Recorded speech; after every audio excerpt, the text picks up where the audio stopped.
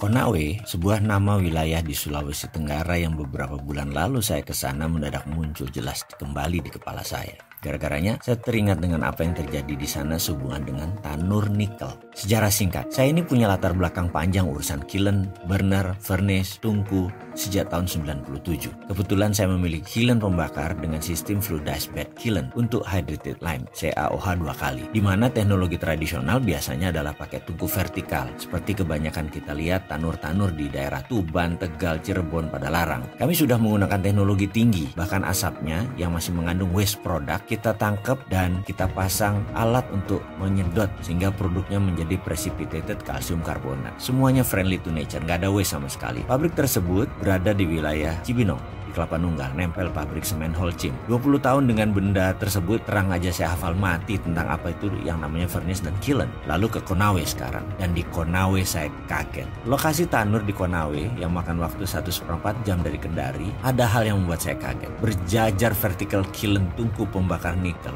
atau nickel smelter. Ada kali 50-an. Tingginya rata-rata mungkin 18 meter. Tinggi sekali. Asli saya kaget. Pertanyaan saya, mengapa pakai tanur furnace vertikal ya? Ini kan barang teknologi lama. Apa mungkin karena murah? Atau karena cepat pengerjaannya? Atau karena low teknologi? Walaupun merusak lingkungan, gampang ngontrolnya. PLC, Programmable Logic Controlnya kan sederhana. Semuanya panel. Tidak perlu komputer IT yang canggih. Itu dugaan saya sebelum saya masuk ke dalam lokasi pabrik tersebut. Saya akhirnya masuk ke dalam. Pertama saya melihat struktur besi terpasang di sana dan tungkunya. Saya menatap tajam semua struktur dan mulai Jawa Timuran saya keluar. Ancuk rek, makian saya keluar dalam hati nih ya. Bawaan saya waktu itu mau perang aja. Rasanya wis arep tak tantang carok iki sing duwe. Asli gondong pol, saya bilang gitu. Asli saya ngamuk walaupun dalam hati. Bener deh. Kalau ada celurit saya tak tantang iku orang asing sing wet dan tenan itu. Tapi saya masih tahan. Lalu saya berkunjung ke ruangan PLC room. Ya kelihatannya bagus dan baru, tapi saya tahu semua ini bungkusan tok. Ini barang bekas. Tahu kenapa saya gerendeng? Ini namanya ekspor debt atau mengekspor hutang, atau Indonesia mengimpor hutang.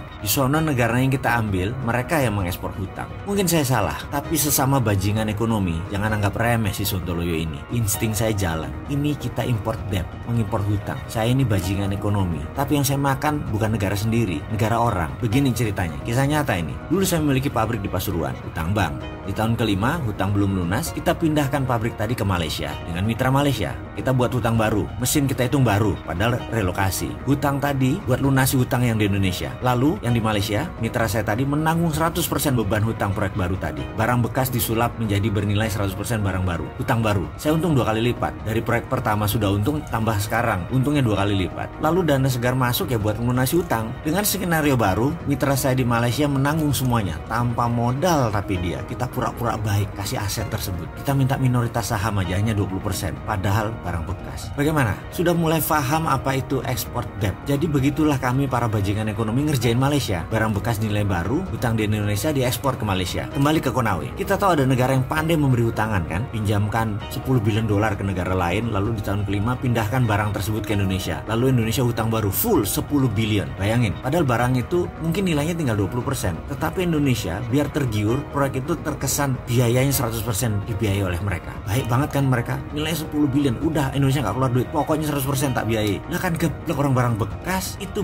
bisnis untung di muka mereka itu. 8 billion ditambah hutang mereka yang kemarin lunas. Ada lagi, bunga mereka 5%, lalu dikasih bunga ke kita 7%. Mereka untung dari bunganya 2%. Jadi untung dagangnya bolak-balik. Lah kan saya anco-ancoin itu proyek, digeblek-geblekin pejabat yang masukin investasi ini. Yang katanya memasukkan investasi billion dolar ke Sulawesi Tenggara. Gak ada tunainya, yang ada mesin dinaikkan 5 kali lipat, kita sudah nanggung 100% hutang, blek barang itu ditaruh. Kan yang nanggung Indonesia. Ancuk tenan lah. Saya tuh udah tensi saya tinggi kalau udah kayak gini. Tangan saya ngepal berapa kali dan dalam hati ngamuk gemuruh emosi. Saya melihat tumpukan limbah B3 di mana-mana sisa pembakaran nikel, udara sesak debu pabrik. Lalu di mana untungnya buat masyarakat Indonesia? Lalu yang mengantar saya berkata, "Bapak mau sekalian ke Morowali nggak Pak? Hanya 5 jam kira-kira dari posisi sekarang." Saya menatap dia dan bertanya, "Berapa banyak tanur di sana?" Dijawab olehnya, "Ya lebih banyak Pak dari Konawe." Saya diem, cuman komentar, "Anjrit." Hanya itu aja yang keluar dari lidah saya. Walah Gusti, mudah-mudahan ini saya salah data. Maafkan kalau saya salah, nggih.